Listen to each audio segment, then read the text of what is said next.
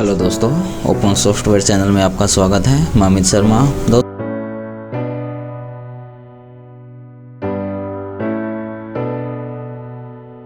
पुराना वर्जन था वो अपडेट हो चुका है न्यू वर्जन में।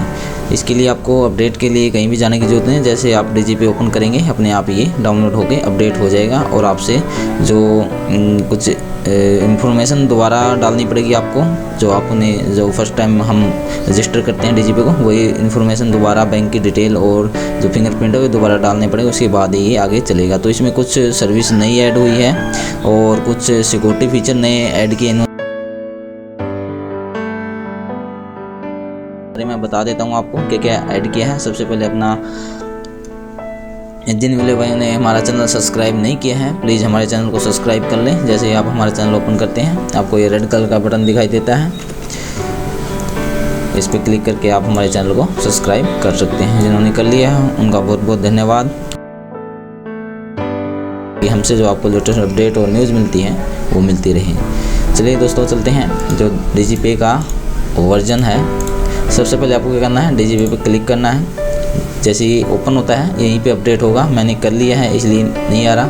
तो अभी आपको क्या करना है, देखिए जो पहले वाले वर्जन में था आपको यहाँ क्लिक करते थे तो यहाँ पे फिंगरप्रिंट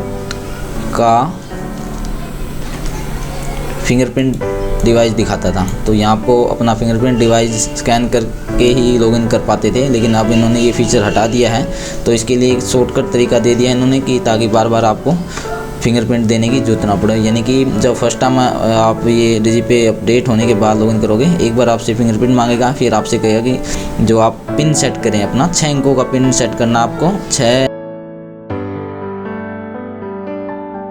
डालना है। जैसे ये बॉक्स है और उसके बाद रिपीट करने को बोलेगा आपको। फिर नीचे वाले बॉक्स में रिपीट करने के बाद आप सबमिट कर देंगे तो फिर आपके सामने बैंक की डिटेल, वही जो पुराना प्रोसेस है, बैंक की डिटेल, नाम, पैन कार्ड, वही चीज़ें बनने के बाद आपको सबमिट करना है। उसके बाद जब रिस्टार्ट हो गई एप्लीकेशन उसके बाद ये खुलेगा आपको। तो अभी ये देखिए मेरे से फिंगरप्रिंट नहीं मांग रहा है, यहाँ पिन डालना है। जो मैंने पिन सेट किया था वो मैं डाल देता हूँ। तो यानी कि जो अभी जो लॉगिन होगा, जो आपने पिन सेट किया उसी से होगा। देखिए और देखिए और कुछ चीज़ें इसमें ऐड कर दी हैं, उन चीज़ों के बारे में बता देता हूँ आपको। विड्रा का ऑप्शन था, इन्होंने वही रखा है। तो बैलेंस इंक्वायरी सेम है कोई है, और बिल पे वाला भी सेम है, पहले था। लेकिन जो नया फीचर जुड़ा है आधार सीडिंग का, यानी कि आप किसी भी बैंक का कस्टमर का जिसका आधार लिंक नहीं है खाते से, उसको लिंक कर सकते हैं। देखिए ये देखिए आप कौन सा bank, state bank, S series के बैंक है ये दिखा रहा है। देखिए स्टेट बैंक ऑफ इंडिया, मशहूर जो, और जैसे हम पे करते हैं तो प्रगति ग्रामीण bank, Punjab national bank, Punjab national bank, Punjab national bank, देखिए सभी बैंक ऐड कर दिए इन्होंने।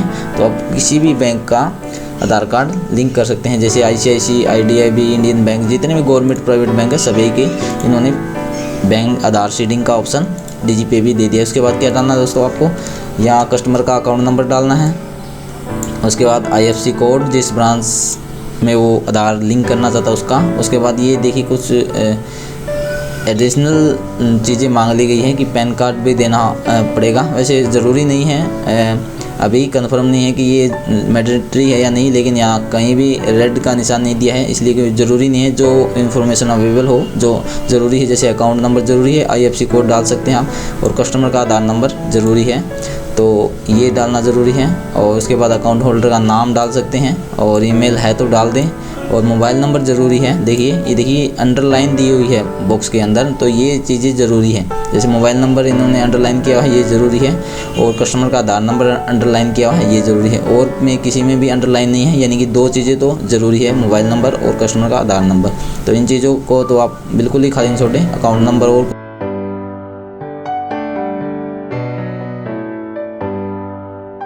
उसके बाद डेट ऑफ बर्थ में भी डाल सकते हैं, कोई नहीं है। उसके बाद एड्रेस डालना है, और फिर आपको जेंडर या मेल जो है वो सिलेक्ट करना है, और उसके बाद कस्टमर का फिंगरप्रिंट देना है। यानी कि फिंगरप्रिंट के बिना आधार कार्ड लिंक नहीं होगा। और लेकिन इसका ये फ़ायदा है कि फिंगरप्रिंट देने के बाद कस्टमर का आधार कार्ड करंट टाइम में ही लिंक हो जाएगा, टाइम नहीं लगेगा। अभी जो टाइम लगता था, जो पहले पोर्टल पे सर्विस थी उसमें बहुत टाइम लगता था, प्रोसेस में होता था नहीं होता था उसका ही पता नहीं चलता था, लेकिन यहाँ आपको करंट में रिस्पॉन्स मिल जाएगा कि आपका लिंक हुआ कि नहीं। तो उसके बाद दोस्तों पासबुक में सेम है ऑप्शन। उसके बाद सेटिंग में यहाँ तो एक ऑप्शन और नया ऐड हुआ है, इसमें सेटिंग में जाएंगे आप तो ये देखिए आधार लिंकिंग स्टाटस। यहाँ आप कस्टमर का आधार लिंक है या खाते से नहीं है वो चेक कर सकते हैं। जैसे मैं अपना डाल देता हूँ, यहाँ आधार नंबर डालना है और मोबाइल नंबर भी ज़रूरी है। तो मोबाइल नंबर भी जो रजिस्टर है वही डालना पड़ेगा, तभी यहाँ शो करेगा। जैसे समझने देखिए बैंक का name state bank of India, status active है और स्टेट बैंक इंडिया से लिंक है। तो यहाँ आप किसी भी कस्टमर का आधार लिंक है या नहीं है वो चेक कर सकते हैं। उसके बाद प्रोफाइल में दोस्तों वही है, अकाउंट की डिटेल है। आप अपडेट करना चाहें, यदि आपने सेविंग अकाउंट है या करंट अकाउंट आ गया आपके पास, या तो यहाँ अकाउंट भी चेंज कर सकते हो आप अपना फिंगरप्रिंट से।